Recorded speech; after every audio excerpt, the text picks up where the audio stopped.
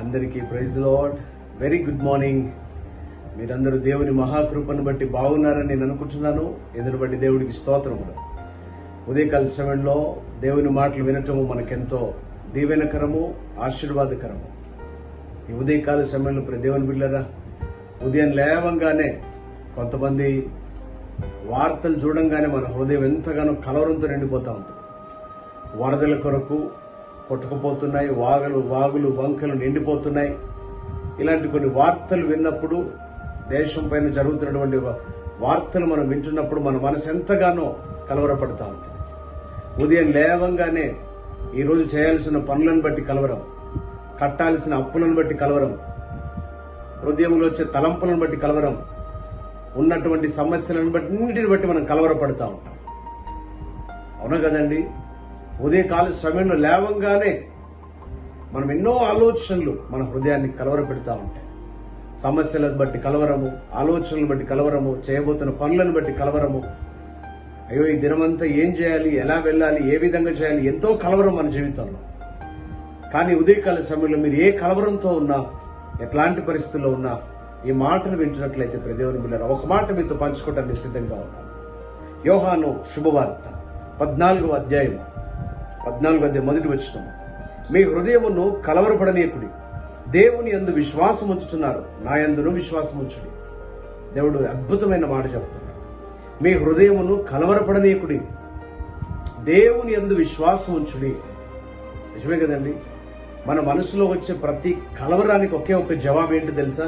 ప్రార్థన, విశ్వాసం. ప్రార్థన, విశ్వాసము ద్వారానే మనం ఏదైనా చేయగలం.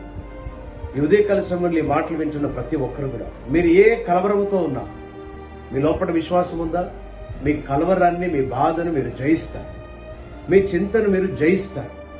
కనుక ఉదయకాల సమయంలో మిమ్మల్ని ధైర్యపరచడానికి, ఓదార్చడానికి దేవుడిస్తున్న మాట, మీ హృదయమును కలవరపడనీయకుడి, దేవుని యందు విశ్వాసం ఉంచండి. మనం ఏదనుకున్నా, ఏమనుకున్నా దేవుని చిత్తమే జరిగేదండి. మనం ఎంత అనుకున్నా, ఏదనుకున్నా నీ విశ్వాసము చొప్పునే నీకు అవునుగా కంటాడు దేవుడు. సో కనుక మీకున్న పరిస్థితుల వైపు చూడక విశ్వాసముతో ముందుకు సాగండి. మీరు విశ్వసించిన ప్రకారం మీకు జరుగునుగాక. ప్రార్థన చేద్దాం. ప్రేమ కలిగిన తండ్రి, దయ కలిగిన దేవ, స్తోత్రములు. ఈ ఉదయకాల సమయంలో ఎవరు ఏ కలవరముతో, ఎవరు ఏ చింతతో, ఎవరు ఏ దిగులుతో కూర్చొని ఉన్నారో ప్రభా, వారందరినీ దర్శించండి. మీ హృదయములను కలవరపడనీకుడి, దేవుని యందును నా యందును విశ్వాసముంచునని చెప్పిన మాటను బట్టి మీకు వందనాలు. ఎవరు ఏ స్థితిలో ఉన్నప్పటికీ ఈ మాటను తండ్రి మీరు చూపిస్తూ ధైర్యంగా ఉండని సెలవిస్తున్నందుకు వందనాలు.